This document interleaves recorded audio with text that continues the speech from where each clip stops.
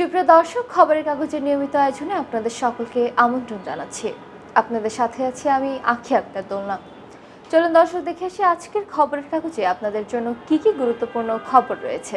দর্শক, আজ খবরের কাগজের শুরুতেই যা থাকছে: খালেদা জিয়ার অবিস্মরণীয় প্রত্যাবর্তন। বিদেশে চিকিৎসা শেষে আরও বেশ কয়েকবার দেশে ফিরেছিলেন বিএনপি চেয়ারপারসন বেগম খালেদা জিয়া।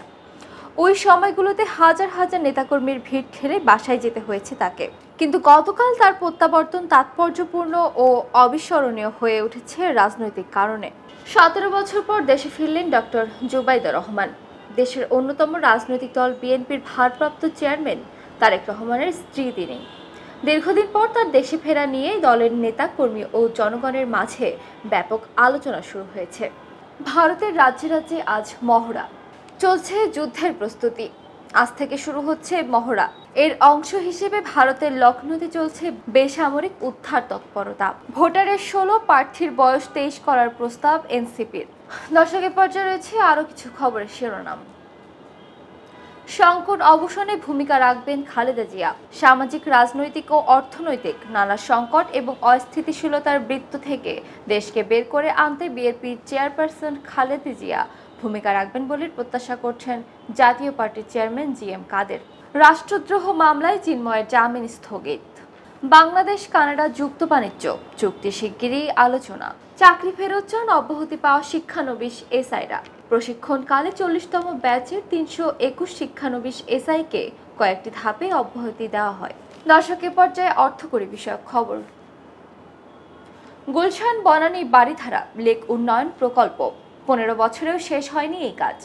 4 খাতে সহযোগিতা চাইলেন অর্থ উপদেষ্টা। 4টি খাতে এশীয় উন্নয়ন ব্যাংকের কাছ থেকে আরও সহযোগিতা চেয়েছেন অর্থ উপদেষ্টা ডক্টর সালেউদ্দিন আহমেদ। এগুলো হলো ডিজিটাল অন্তর্ভুক্তি, জলবায়ু কার্যক্রম, আঞ্চলিক সংযোগ ও টেকসই অর্থায়ন। দর্শকের পর্যায়ে বিশ্বগ্রামের খবর। এবার পোর্ট সুদানে বিস্ফোরণ ও গোলাগুলি। বিস্ফোরণ ও গোলাগুলিতে গতকাল মঙ্গলবার কেঁপে উঠেছিল সুদানের যুদ্ধকালীন রাজধানী পোর্ট সুদান।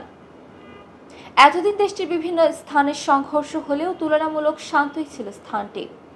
এক প্রত্যক্ষদর্শী জানান, দিনব্যাপী ড্রোন হামলায় দেশটির সবচেয়ে বড় তেলের মজুদ পুড়ে গেছে এবং সেখানের মানবিক সহায়তা প্রবেশের রাস্তা ক্ষতিগ্রস্ত হয়েছে। জার্মানির চ্যান্সেলর হলেন মার্চ। এবার খার্কিভে পাল্টা হামলা রাশিয়ার। হামলা চালানো হয়েছে সুমি ও ওদেসাতেও। মস্কোতে ইউক্রেনের ড্রোন হামলার জবাব দিয়েছে রাশিয়া। খার্কিভকে লক্ষ্য করে গত সোমবার রাতে পাল্টা ড্রোন হামলা চালিয়েছে দেশটি। ইউক্রেনের কর্মকর্তারা বলছে, খার্কিভে রাশিয়ার ওই হামলায় 4 জনের মৃত্যু হয়েছে। হামলা ও অবরোধে যুদ্ধবিরতি আলোচনার কোনো অর্থ নেই। সরাসরি বিশ্বকাপ খেলার সংখ্যায় বাংলাদেশ। ক্রিকেট বিশ্বে বাংলাদেশকে প্রথম আলোড়িত করেছিল ওয়ানডে ক্রিকেট। প্রথমে 1997 সালে প্রথমবারের মতো বিশ্বকাপ ক্রিকেট খেলার সুযোগ লাভ করে। পরে 1999 সালের বিশ্বকাপে পাকিস্তানকে হারানোর পর এই 2 অর্জনই বাংলাদেশের আপামর জনতা ঘর ছেড়ে বের হয়ে এসেছিলেন। ক্রিকেট ব্যর্থতার তদন্ত হয় না, ফুটবলেরও হয় না, হকিতে কেন আমি জানি না। হ্যাঁ, তারা ক্রীড়া পরিষদ বা ক্রীড়া অঙ্গনের অভিভাবক সংস্থা, এটা তারা করতেই পারে। দর্শকের পর্যায়ে থাকছে আরও কিছু খবর। বিমান বাহিনীর সাবেক প্রধানের সম্পদ ক্রোক এবং ব্যাংক হিসাব ফ্রিজ। নারী বিষয়ক সংস্কার কমিশন বাতিলের দাবি। 49 বিশিষ্ট ব্যক্তির উদ্বেগ। নারী বিষয়ক সংস্থার কমিশনের বাতিলের দাবি সহ নারীর প্রতি বিদ্বেষ ও উস্কানি তৈরিতে উগ্রবাদী গোষ্ঠী প্রচার চালিয়ে যাচ্ছে। অভিযোগ করে এই ব্যাপারে ক্ষুব্ধ প্রতিক্রিয়া জানাচ্ছেন দেশের 49 বিশিষ্ট ব্যক্তি। দুদক চেয়ারম্যানের নামে ফেসবুক আইডি খুলে প্রতারণা। নারী সমাজকে নিয়ে আপত্তিকর শব্দচয়ন, হেফাজতের দুঃখ প্রকাশ। মহাসমাবেশে নারী সমাজকে নিয়ে 2 বক্তার অনাকাঙ্ক্ষিত আপত্তিকর শব্দচয়নের জন্য দুঃখ প্রকাশ করেছে হেফাজত ইসলাম বাংলাদেশ। একই সঙ্গে হেফাজত ইসলাম কোনো আপত্তিকর শব্দ সমর্থন করে না বলেও জানিয়েছে সংগঠনটি। গ্যাস বিক্রিতে দুর্নীতির সত্যতা পেল দুদক। রাজধানীতে শিক্ষার্থী সহ 5 জনের অস্বাভাবিক মৃত্যু। রাজধানীতে পৃথক ঘটনায় শিক্ষার্থী সহ 5 জনের অস্বাভাবিক মৃত্যু ঘটেছে।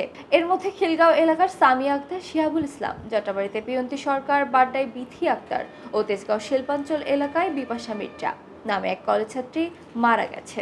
আবাসনের নিবন্ধন ব্যয় কমানোর প্রস্তাব। আবাসন খাতে বিভিন্ন সময়ে বিশেষ ছাড়ে অপ্রদর্শিত অর্থ বিনিয়োগের সুবিধা দেওয়া হয়েছে। আগামী বাজেটে এই খাতে প্রদর্শিত অর্থ বিনিয়োগের কোনো সুবিধা আর থাকছে না।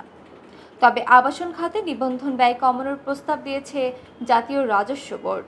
উত্তপ্ত বরিশাল বিশ্ববিদ্যালয়, উপাচার্য, উপাচার্য ও কোষাধ্যক্ষ কার্যালয়ে তালা। বরিশাল বিশ্ববিদ্যালয়ের উপাচার্য অধ্যাপক ডক্টর সুচিতা শারমিনের পদত্যাগ দাবিতে শিক্ষার্থীদের আন্দোলনে উত্তাল হয়ে উঠেছে ক্যাম্পাস। ঈদুল আজহায় ছুটি 10 দিন। ঈদুল আজহা উপলক্ষে 10 দিন ছুটি ঘোষণা করেছে অন্তর্বর্তী সরকার। আগামী 5 জুন থেকে 14 জুন পর্যন্ত এই ছুটি থাকছে। পঞ্চবটি মুক্তারপুর প্রকল্পে ধীর গতি। জমি অধিগ্রহণে বাংলাদেশের সেতু কর্তৃপক্ষ ও নারায়ণগঞ্জ জেলা প্রশাসনের মধ্যে জটিলতা নিরসন না হওয়ায় ধীরগতিতে চলছে নারায়ণগঞ্জের পঞ্চবটি থেকে মুক্তারপুর সেতু পর্যন্ত সড়ক প্রশস্তকরণ ও দোতলা রাস্তা নির্মাণ প্রকল্পের কার্যক্রম। IMF এর কিস্তি ছাড় সমঝোতা ছাড়াই শেষ হলো বৈঠক। আন্তর্জাতিক মুদ্রা তহবিলের ঋণের চতুর্থ ও পঞ্চম কিস্তি ছাড়ের বিষয়ে দুই পক্ষের মধ্যে কোনো সমঝোতা ছাড়াই শেষ হয়েছে বৈঠক।